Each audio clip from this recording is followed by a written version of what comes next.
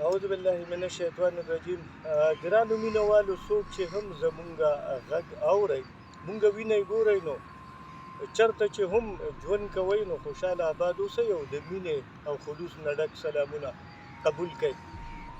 د مینوال ملګري د محمد عابد صاحب هغه غوښتنه ده را یوځای یو سره لږم د ځانځانۍ د دې چپو نه ځان را ډډېته کړی دی. هغه پکې ادبي پاڼه واورېده.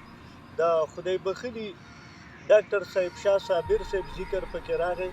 نو د صاحب شاه صابر صاحب سره زمونږ شریکې ډېرې ناستې شوي دي.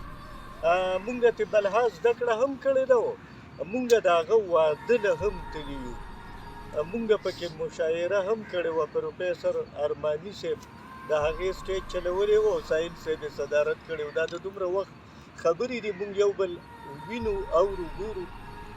بیا پکې د هغه داسې په درناوي او د هغه په علمي شاعرۍ هم خبره راله.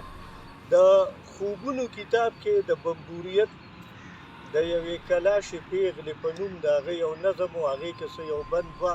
ما ته یاد و عابد صاحب ته مې هغه وویې، عابد صاحب وایي چې یاره که دا چېرته په دوباره نو هغه داسې و چې د غرونو د ښایست د ګړنګونو بلې شمې د غرونو د ښایست د ګړنګونو بلې شمې په زړه کې د شاعر د نوې خیال نوې سندرې او د نوې پیغلتوب په بام ولاړې جادوګرې.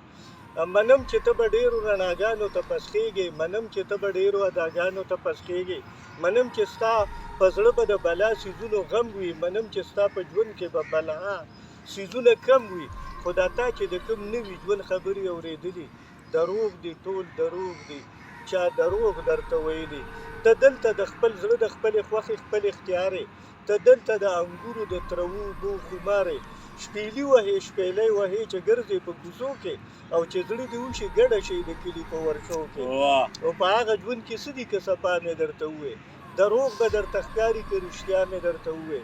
د هغې ښار د خلکو د غم ډکې زندګۍ دي، د هغې ښار د خلکو څه ناشونې مجبورۍ دي. سړي پکې هغه چې ډکولی شي بینکونه، ځوانان پکې هغه چې جوړولی شي نوټونه. غیرت پکې یو شی دی په یوه کاسیره کېږي، ایمان پکې د ټولو نه په ښه بیه خرڅېږي. عصمت د سړیتوب پکې د 100 روپو لوټ دی، عصمت پکې د ښار د کباړي د دوکان کوټ دی. زه هم د هغې ښار د حادثو وهلی ستړی ولاړ یم، ستا پړوندې داسې یم لکه چې مړی. اوبه که د انګورو لږې پاتې وي نو راکه، زما بیکاره وینه په ترخو اوبو صفا که. ما هم لکه د ځان د سادګۍ په خوږو رنګ که، په دې پولو مې وشینده او په دې لښتو مې بند که. ډېره مننه، ډېره مننه، ډېره